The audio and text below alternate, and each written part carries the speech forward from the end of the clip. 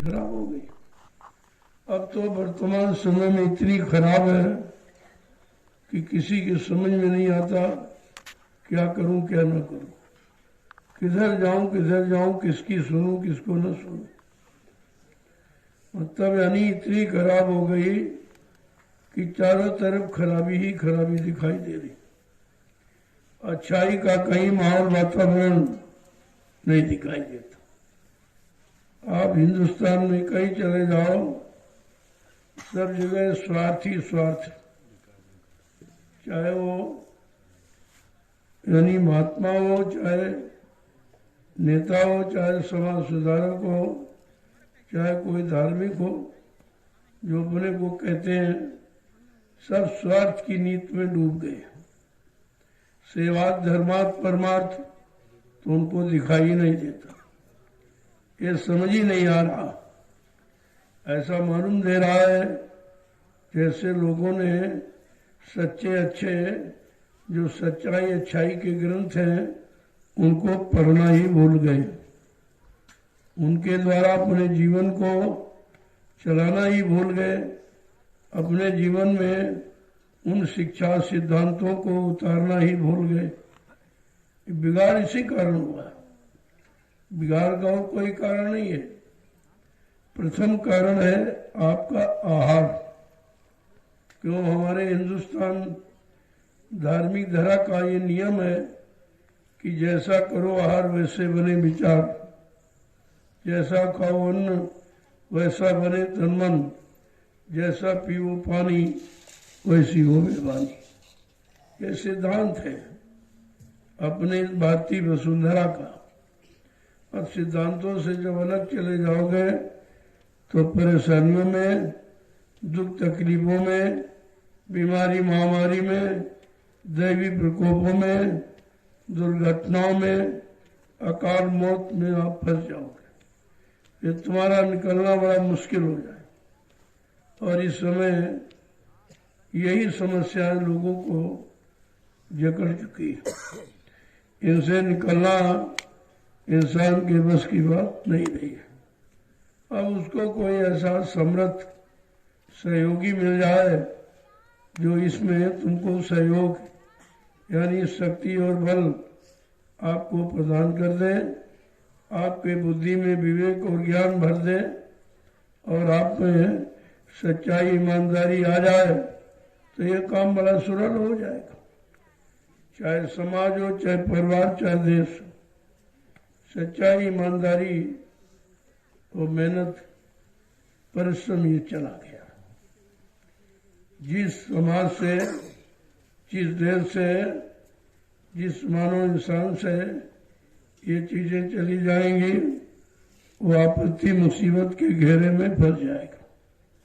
इस समय केवल सच्चाई ईमानदारी और मेहनत ये दो चीजें आ जाए तो किसी चीज की कमी नहीं है। और ये दोनों चीजें खत्म हो गई। जब तक ये नहीं आएंगी कोई भी देश में, समाज में सुख शांति प्राप्त नहीं कर सकता, सुख शांति नहीं ला सकता। कितना भी कोई जोर लगा ले, कितने भाषण स्पीच हो सुनने हो जाए, कितने चुनाव आप कर लो, कितने प्रधानमंत्री राष्ट्रपति मुख्यमंत्री बना डालो, जब तक ये सच्चाई ईमानदारी और मेहनत परिश्रम ये भाव नहीं आएगा तब तक कुछ होने वाला नहीं। महापुरुषों ने यही कहा है भाई अपनी पुरानी सभ्यता, जो पुरानी तुम्हारी नीति रीति थी उसको फिर से कायम करो। और ऋषि मुनि साधु संत महात्माओं की शिक्षा और दीक्षा जो उन्होंने समय से रखी समाज देश को सुख शांति पाने की, उसको लागू करो। जब तक लागू नहीं करोगे तो ये कुछ होने वाला नहीं।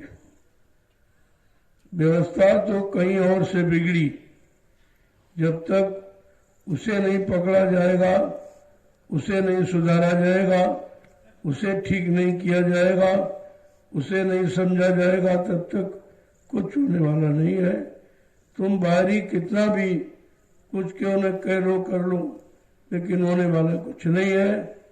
उसका प्रमाण है ये 70 साल की आजादी।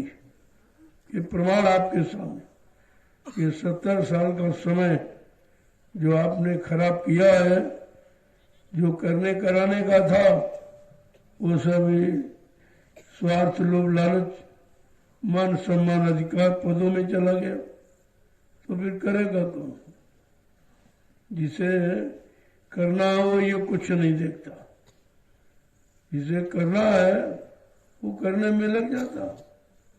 उसे मान और सम्मान न ये रोक सकता न करा सकता। जब ये करने लगोगे तो मान सम्मान सामान आपके पीछे चलेगा, लेकिन ये कोई करना नहीं चाहता और सम्मान और सामान सब चाहते हैं, तो कैसे मिलेगा? पहले ये समझो कि सम्मान मिलता कैसे।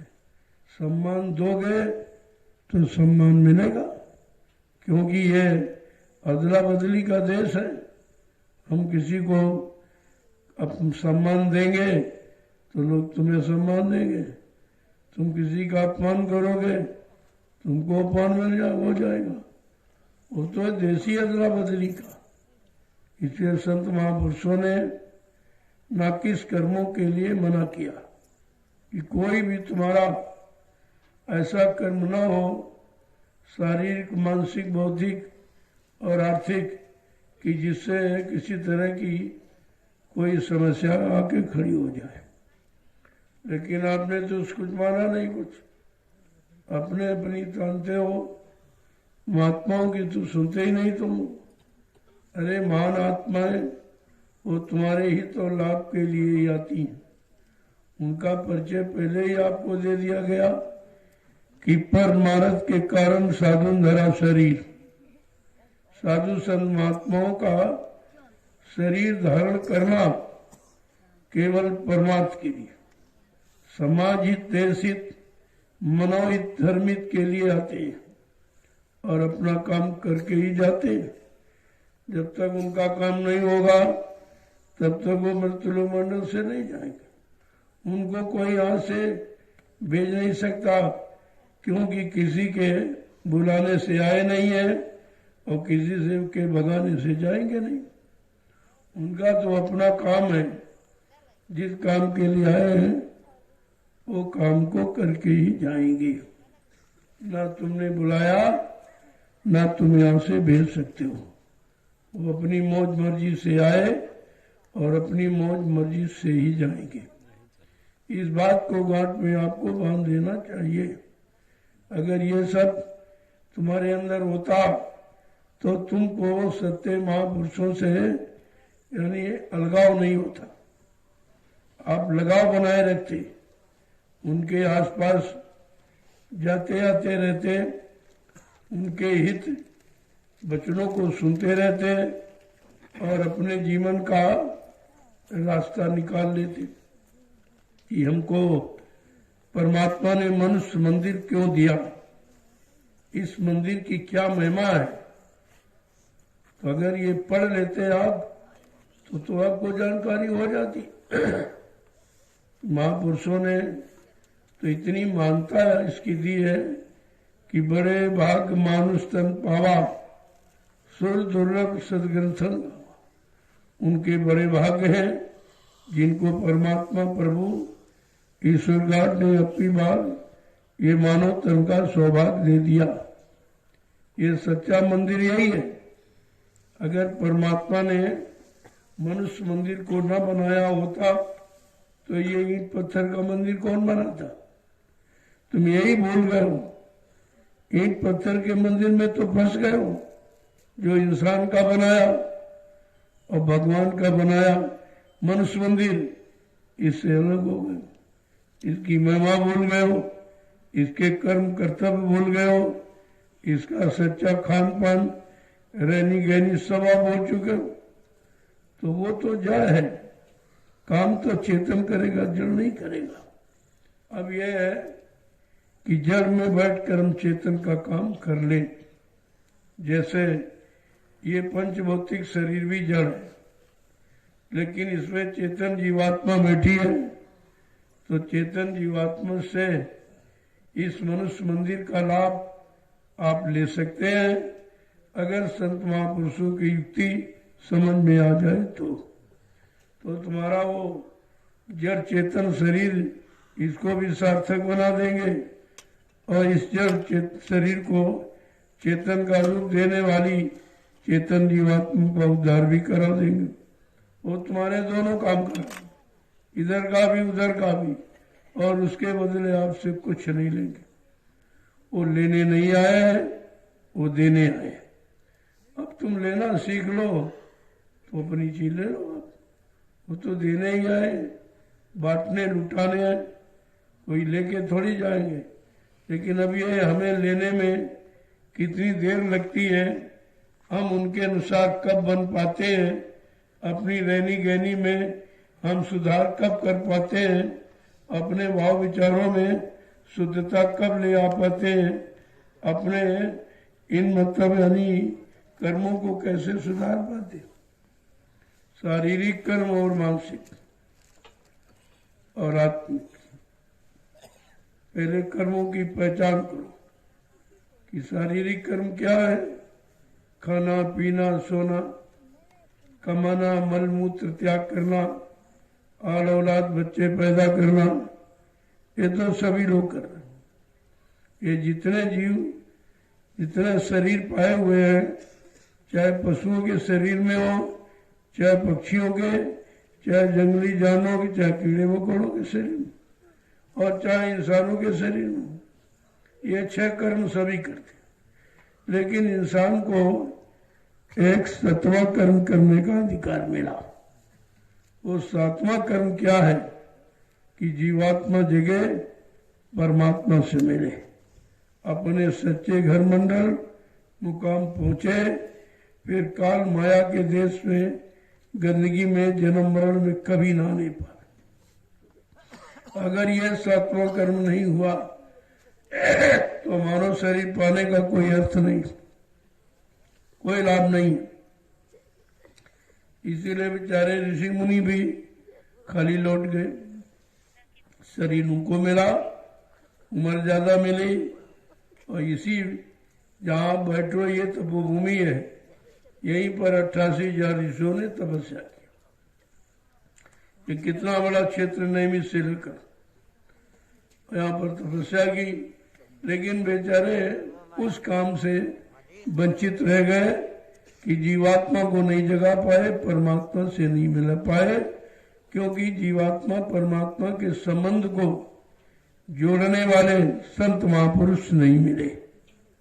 जिनका काम जोड़ने का, वो नहीं मिलेंगे तो कुछ नहीं होगा, और तुम जोड़ सकते नहीं हो। कोई ज्ञानी ध्यानी वैज्ञानिक जोड़ सकता नहीं, कोई तपस्वी ऋषि मुनि जोड़ सकता नहीं, कोई योग लगाने वाला भी नहीं जोड़ सकता। ये तो वो महापुरुष जिन्होंने अपनी जीवात्मा को जगा लिया, परमात्मा से मिला लिया। अब जब वो मिल जाएंगे तो हमारा भी काम हो जाएगा। हम उनसे विश्वास करें, उनके पास जाएं, उनसे प्रेम प्यार मोहब्बत करें, उनको अपना बना लें, उनके आदेश हुक्म का पालन कर लें, तो हमारा ये काम सरल हो जाएगा। आज आपको वही अवसर मिला, ये आदेश जो आपको मिला है, ये भूमि का, ये मिट्टी का उठाने का, ये छोटा मोटा नहीं है। इसे कोई ज्ञानी ध्यानी समझ नहीं सकता। ये मिट्टी का मतलब क्या? अरे एक दिन शरीर भी मिट्टी में मिल जाएगा। शरीर को मिट्टी में मिलने से पहले अगर मिट्टी से हमारा काम बन जाए तो इससे और सरल क्या साधना। इस मिट्टी उठाने में आपको कोई खर्चा नहीं, कोई यत्न, कोई सामान इकट्ठा करने की जरूरत नहीं है। केवल आप मिट्टी को उठाया और इधर डाल दिया। अब इससे लाभ क्या है? जो ये मिट्टी आप डाल रहे हो, इससे जो स्थान बन के तैयार होगा, जहां आगे आने वाले भविष्य में यहाँ लाखों लोग आएंगे, इसका लाभ प्राप्त करेंगे। ये लाभ आपको मिलने जा रहा है। अब इस लाभ में कितने लोग शामिल शरीक हो पाएंगे, कितने इस लाभ पाने के भागीदार बन पाएंगे, ये तो समय बताएगा आपको। एक इशारा हो गया कि ये काम हो जाए और आपने शुरू कर दिया। अपनी बुद्धि न लगाकर केवल आदेश हुकुम को सिर माथे रखकर जो काम करोगे वो परमार्थी लाभ दिलाने वाला होगा, क्योंकि बुद्धि आपकी ये भौतिक है और भौतिक बुद्धि भी ये काल माया के काम को करती है। ये मतलब यानी ये सच्चे पुरुषों का काम नहीं करने देती, ये उसी तरफ सोचती विचारती रहती, कब मिलेगा, कैसे मिलेगा, ये मिल जाए, वो मिल जाए, ये हमारे हाथ लग जाए, वो हाथ लग जाए। लेकिन उसको ये मालूम नहीं है कि एक दिन हाथ खाली करके जाना होगा। इन हाथों से ना आप लाए हो, ना इन हाथों से लेके कुछ जा सकते हो। ये यहाँ का नियम है। अगर नियम पढ़ो काल नगरी का तो फिर तुम किसी में फंसोगे नहीं, रहोगे सब में, करोगे भी, लेकिन फंसोगे नहीं, क्योंकि आपको जानकारी होगी कि हम खाली हाथ आए और खाली हाथ ही जाएंगे। अगर इतनी ही जानकारी हो जाए तो फिर सब काम ही क्यों न बन जाए। केवल अभी तक यही नहीं जान पाए कि खाली हाथ आए और खाली हाथ जाएंगे। अगर ये पक्का विश्वास हो जाता तो ये काल के सामान को अपने हाथों से आप नहीं समेटते, नहीं इकट्ठा करते, नहीं इसको रखते, नहीं अपना मानकर इसमें फंसते। लेकिन इतनी छोटी बात अभी तक समझ में नहीं आई। तब कहा भाई कैसे समझ में आएगी। कहा बहुरी काल करिए सत्संगा, तबे होए संशय सब भंगा। जब बहुत समय तक सत्संग करोगे और संशय संदेह भूल भ्रम ये चला जाएगा तो बात समझ में आ जाएगी। अभी संशय है, अभी शंका संदेह, अभी भूल भ्रम है, वही आपको समझने नहीं दे रहा है कि सच्चा क्या है और झूठा क्या है, असली क्या है और नकली क्या है। जो हम पकड़े हैं ये नकली है। ये शरीर भी हमारा नकली है। शरीर से जो भी आपने जमीन दुकान मकान बनाए वो भी नकली है। जो भी रुपया पैसा धन दौलत इकट्ठा किया या जो बाल बच्चे आपने बनाए ये नकली है, क्योंकि ये तुम्हारे काम आने वाले नहीं है। संसार का काम तो कर रहे हो, लेकिन आत्मा का काम इसके द्वारा नहीं होता। ये आत्मिक काम में कोई सहयोग नहीं कर सकती और बिना आत्मिक कर्म किए न आत्मा जगेगी, न परमात्मा से मिलेगी, न अपने घर जा सकेगी। तो यही नहीं मालूम क्या करना था, क्या लागे करम, मुझे यही अचंबा भारी है। का बड़ा आश्चर्य होता है कि किस काम के लिए मानव मंदिर मिला और किस गंदे कर्मों में हमने इसको लगा दिया और उसी की सजा पा रहे हैं। उसी कर्मों के अनुसार हम यहाँ जन्म मरण के चक्कर में फंसे पड़े हैं। कोई निकलने की बात करता ही नहीं। जो करता सब फंसने फंसाने की बात करता। निकलने की बात वही करेगा जो निकला खड़ा है, वो आपको निकाल देगा, निकालने की कोशिश करेगा। लेकिन जब उसकी बात मान लोगे, विश्वास करोगे, तभी ये काम आपका संभव है। जय गुरुदेव, जय गुरुदेव, जय गुरुदेव, जय गुरुदेव। नाम किसका? देखो प्रभु का नाम यहाँ कभी नहीं आया। यही तो लोगों को समझना चाहिए कि जब सतयुग था तो हरि नाम था, त्रेता आया तो राम नाम, द्वापर आया तो कृष्ण। ये परिवर्तनशील जगत है और नामों में भी परिवर्तन होता रहा और उसी अनुसार युग में जीवों का काम हुआ। तो जब हर युग में नया पुरुष नए नाम को लाया और उसी नाम से जीवों का काम हुआ। तो आज कलयुग में हमें आपको कलयुग का नाम चाहिए, तो कलयुग का नाम तो कोई बताता नहीं।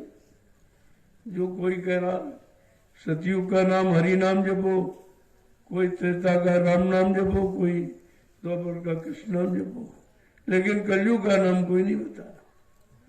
इसीलिए कलयुग के जीवों का काम नहीं हुआ, अभी तक किसी का कोई काम नहीं हुआ। जिन जिन नामों को आपने उच्चारण किया है उस नाम से आपके भाव विचार बने, आप में शुद्धता निर्मलता आई, लेकिन जो चाहो कि उसके नाम से काम हो जाएगा ऐसा नहीं। वो तो नाम समय का काम करके चला गया। जैसे सूरज सुबह निकलता है, दिन भर जो भी काम करना चाहो कर लो, लेकिन जब रात्रि में डूब जाएगा फिर आप कितनी प्रार्थना विनती करो, लेकिन सूरज निकल के सामने न आएगा न प्रकाश आपको देगा। प्रकाश की उम्मीद अगर रात में करते हो कि ये भूल है, और यही जीवों की भूल रही, वो बेचारे समझी नहीं पाए और पिछले नामों में फंसे पड़े हैं, अभी तक कुछ नहीं मिला। जबकि रामचरितमानस आपको जगा रही है, जगाने का, क्योंकि वो संत बोध है, संत गोस्वामी जी महाराज की रचना है। वो किसी यानी वह वेद पाठी की और कोई वाचक ज्ञानी की मतलब रचना नहीं है, वो संत की रचना है, जिन्होंने अपना पूरा अनुभव जीवन का उसमें लिखा और कहा कलयुग के जीवों को ये लाभ वचनों का मिल जाए। लेकिन आप पढ़ के रख देते हो, बाँच के रख देते हो, जीवन में नहीं उतारते। तो भाई दवा तो खाने से लाभ करेगी, केवल दवा का बखान करो कि दवा हमारे पास है, तो दवा काम नहीं करेगी। दवा को 24 घंटे जेब में रखो, कहते दवा तो रखी है काम कर जाए, नहीं करेगी।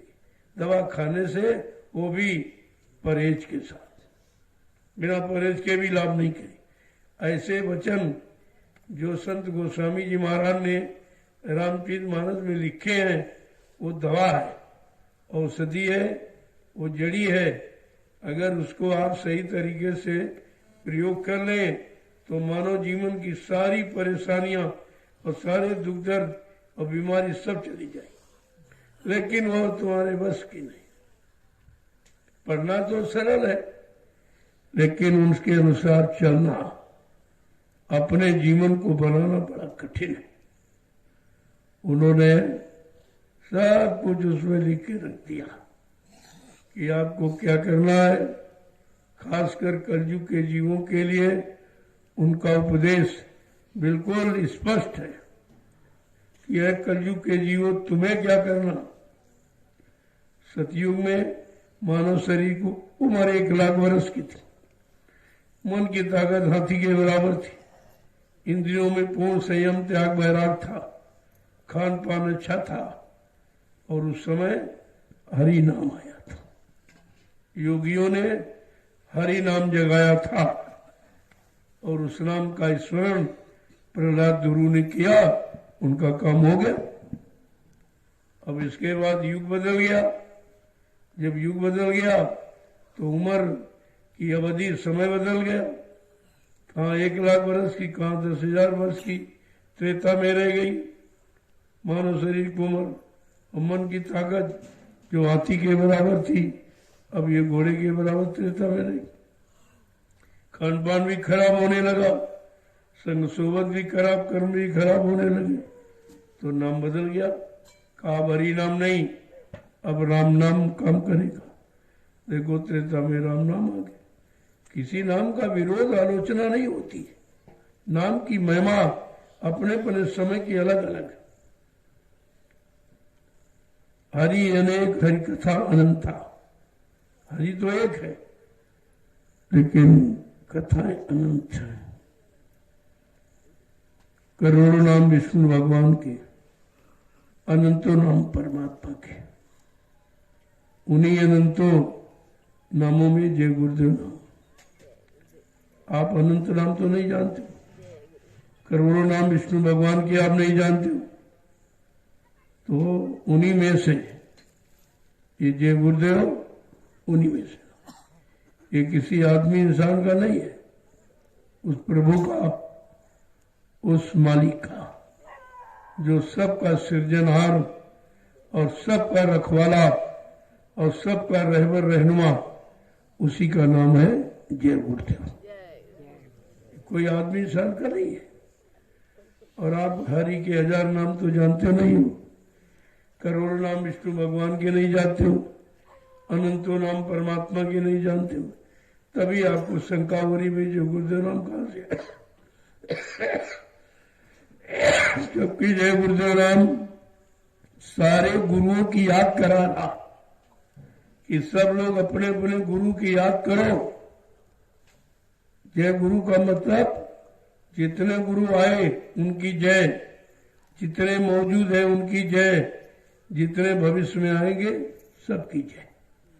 ऐसा नाम जिसमें कोई विरोध की बात ही नहीं, कोई आलोचना की बात नहीं, लेकिन समझ में आ जाए तब तो आपको। बीच में गुरु बैठा है, आगे जय पीछे देव, तुम्हें शंका हो गई भाई जय गुरुदेव नाम कहां से आ गया? अरे बीच में तो गुरु बैठा है। जय तो शंख ध्वनि है, जय राम जय कृष्ण जय हनुमान सब के आगे लगाते। देव माने देने वाला, देने वाला देवता। तो ये कैसा देवता? गुरु। गुरु ऐसा देवता है जो अभी तक कोई देवता ऐसा आया ही नहीं।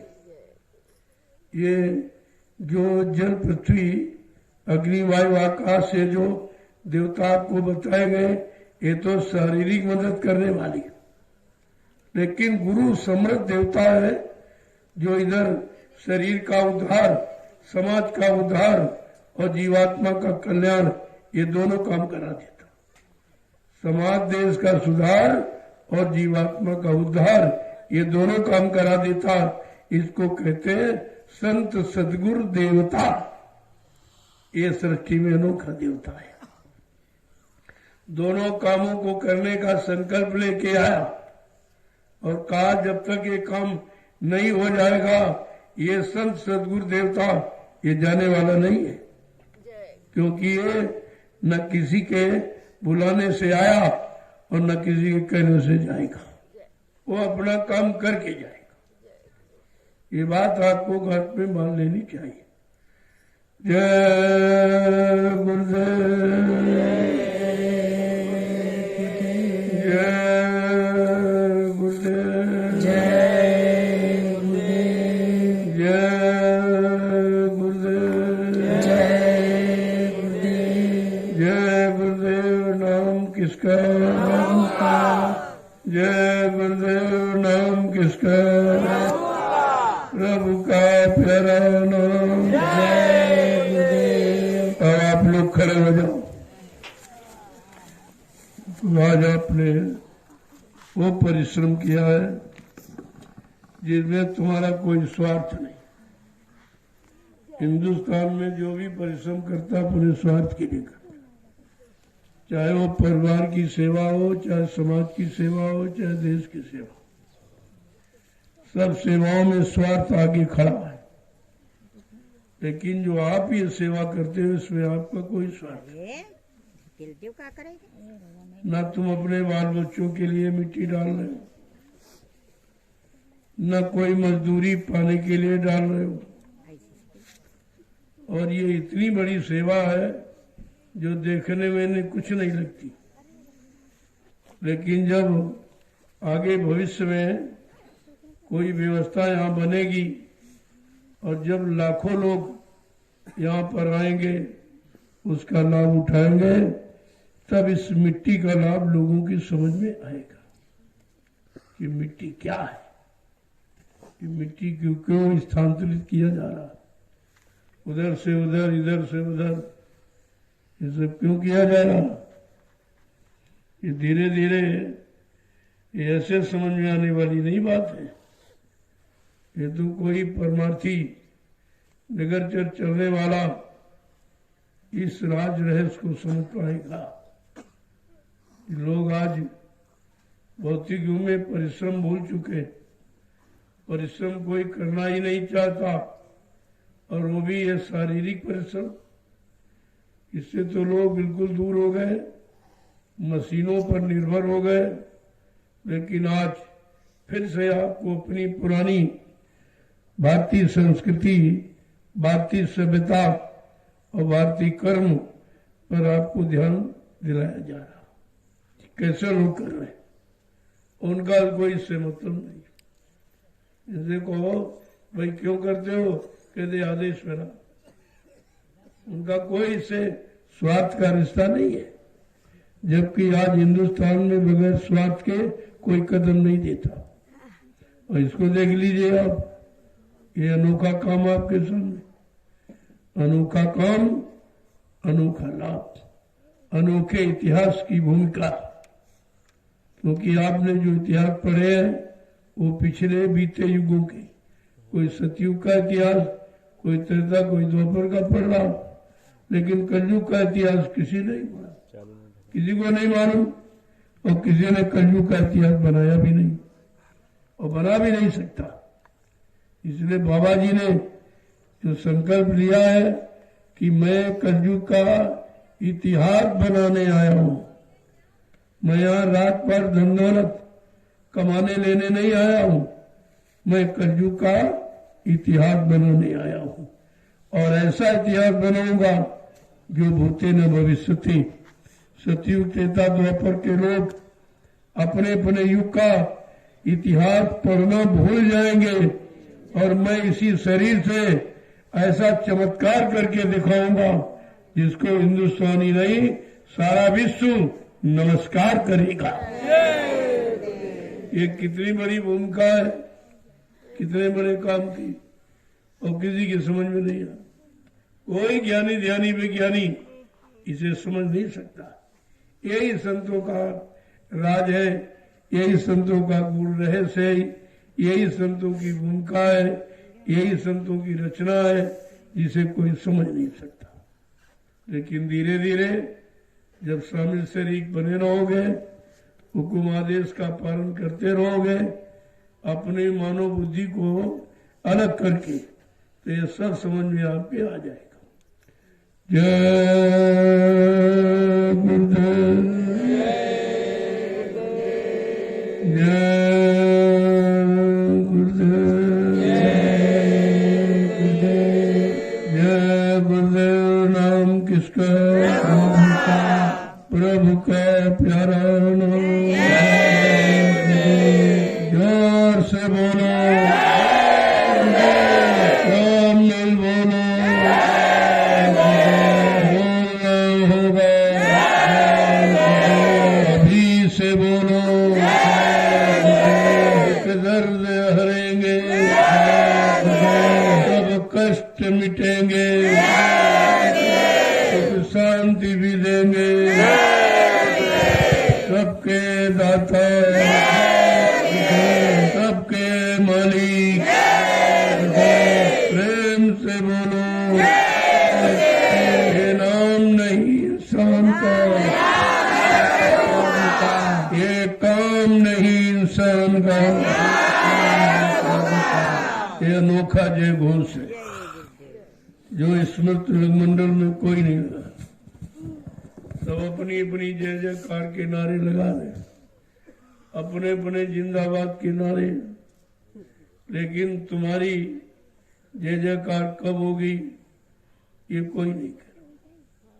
तुम्हारी चिंता किसी को नहीं, वो चिंता है संत महापुरुषों को। परिहित लाग धरी नरदेही, दूसरों के हित के लिए उन्होंने मानव तन धारण किया। उनका काम आपके हित में, उनका यहाँ अपना कोई काम नहीं, उनका यहाँ देशी नहीं है, और उनके यहाँ का सामान उनका कोई सामान नहीं है। और आपको भी यही समझाने आए भाई तुम्हारे यहाँ कुछ नहीं है, जल्दी से अपना काम बनाओ और अपने घर की तरफ चलो। तो आपको भी वही सिखा रहे।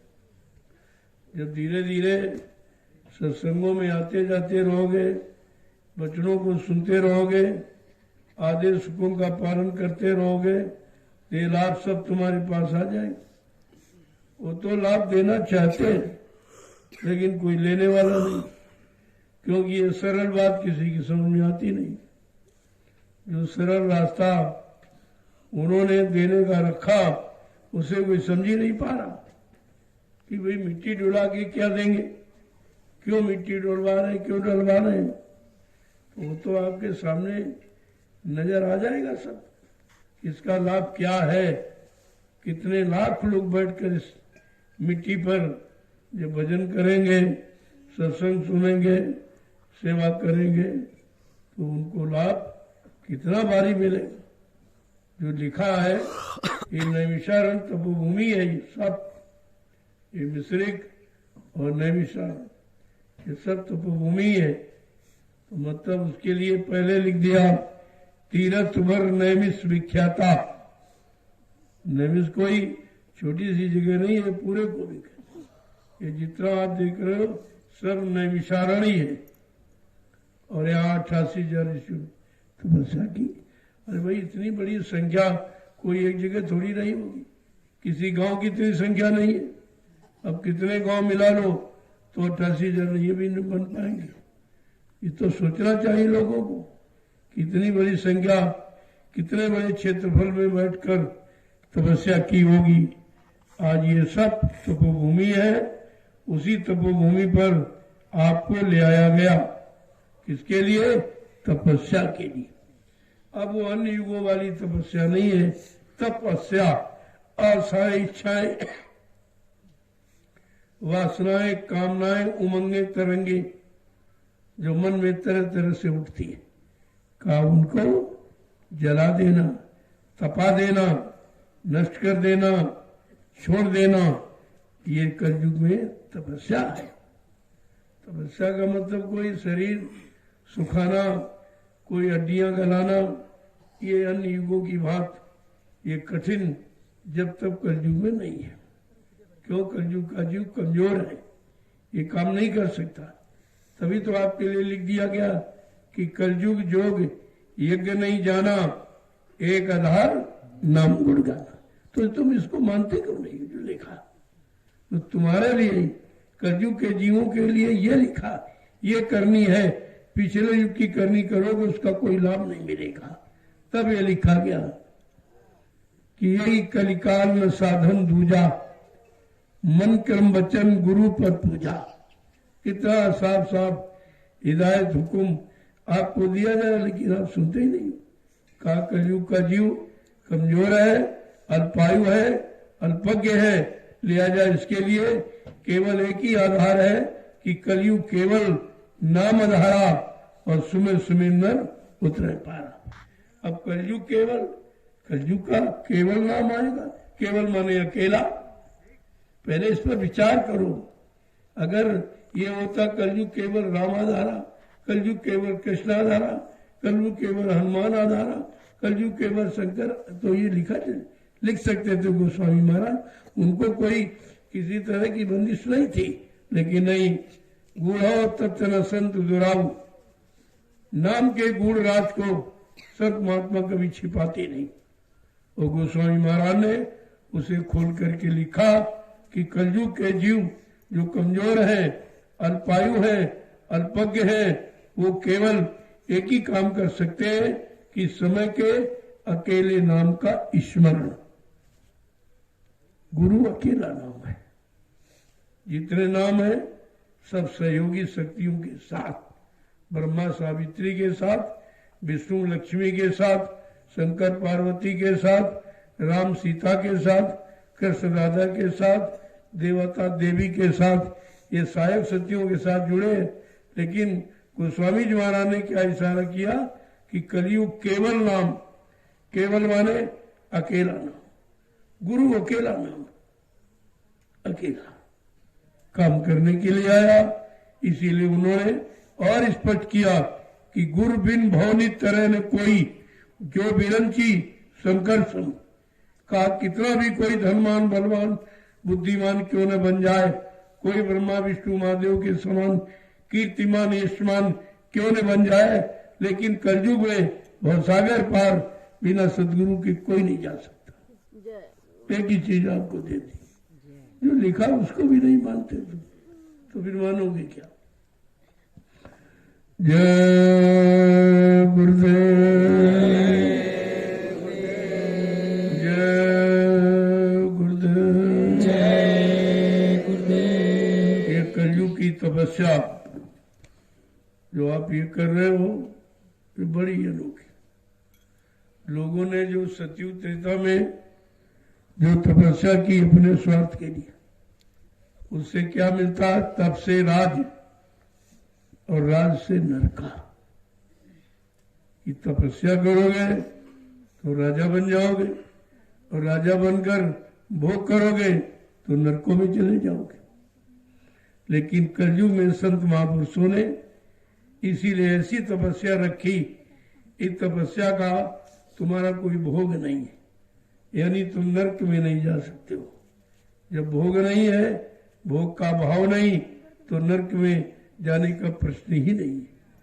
कितनी बड़ी बात आपकी देखिए, तुम जो तपस्या ये कलयुग में कर रहे हो, इसमें तुम्हारा कोई भोग नहीं है, कोई राज पाने की, कोई धन पाने की, कोई सामान पाने की इच्छा नहीं है। तुम्हारे अंदर केवल निस्वार्थ भाव कि हमको आदेश पालन करना है। फल क्या मिलेगा? काहे वो देने वाला जाने, वो तो देने वाला जाने। तो कितना, कैसी तुम्हारी अनोखी ये तपस्या है, और कितना ये कितने लोगों को लाभ देगी। ये तो जब इस भूमि पर लोग आएंगे और जलसा तमाशा आप देखोगे, तब तुम्हारी समझ में आएगा कि मेरी ये तपस्या का कितने लाख लोग लाभ उठा रहे, और तुम्हारा कोई इससे स्वार्थ नहीं। तपस्या का मतलब ही अलग है बिल्कुल इस कलयुग की, और कितनी सरल है।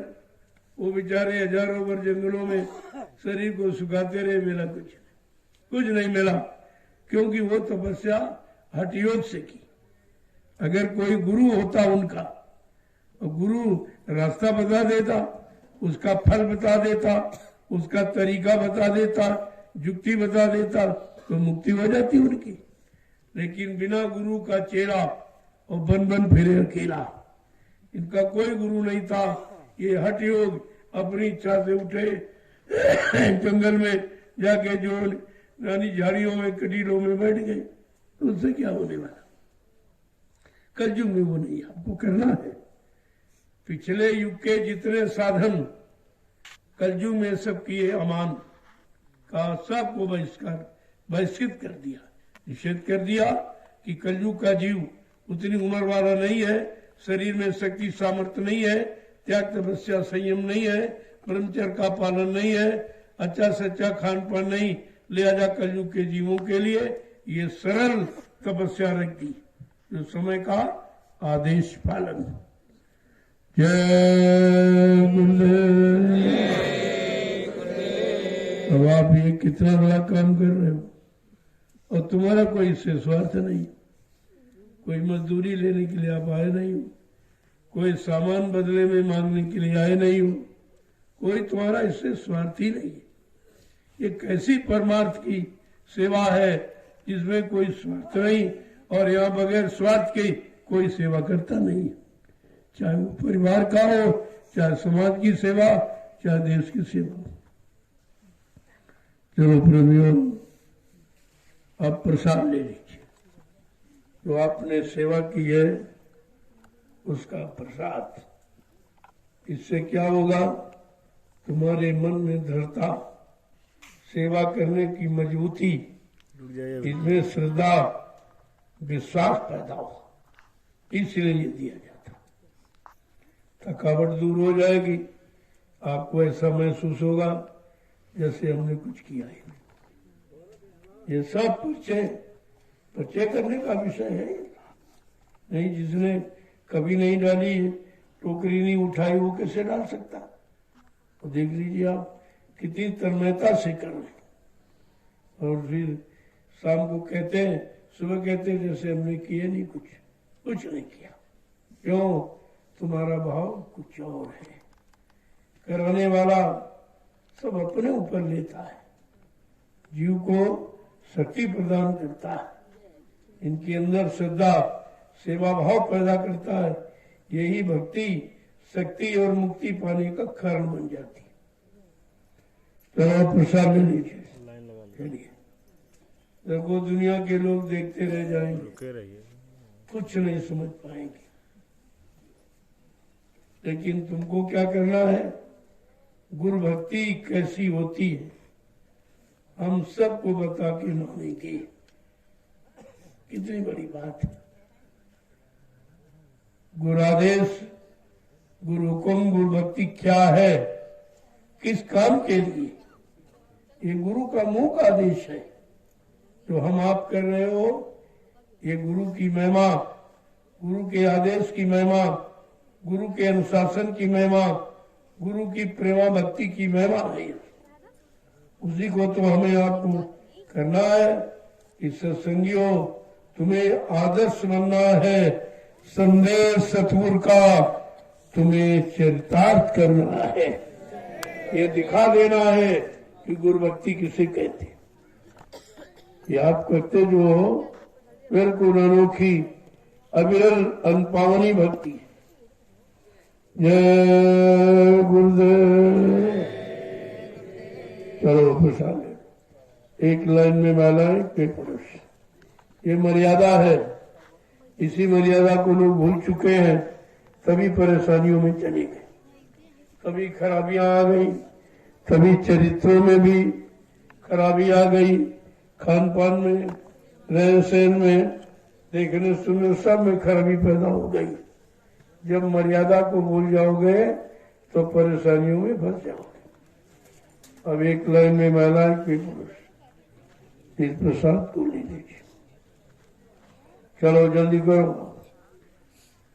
फिर इसके बाद भोजन प्रसादी भंडारे की, उसे आप जय गुरुदेव। हो गया बाटी।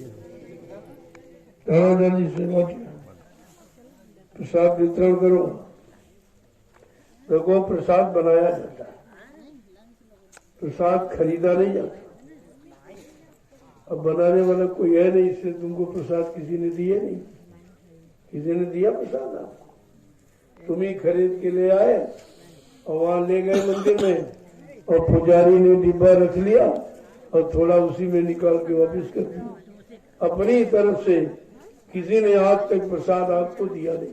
पूरे हिंदुस्तान में ये काम किसी ने नहीं किया जो आज आपके सामने हो रहा है। यहीं से आपको काम की महिमा को समझ लेना चाहिए। ये किस काम की महिमा है, कौन सा काम की भूमिका है, क्या काम आगे होने वाला है, क्या लोगों को दिया जाएगा, कैसे लोगों को मिलेगा, ये सब जानकारी आपको ले लेनी चाहिए। चलो प्रभु जल्दी से दो।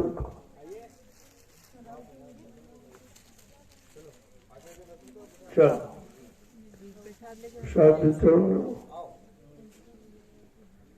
चलो दोस्त, सब लोग ले लो। इधर महिलाएं, इधर पुरुष।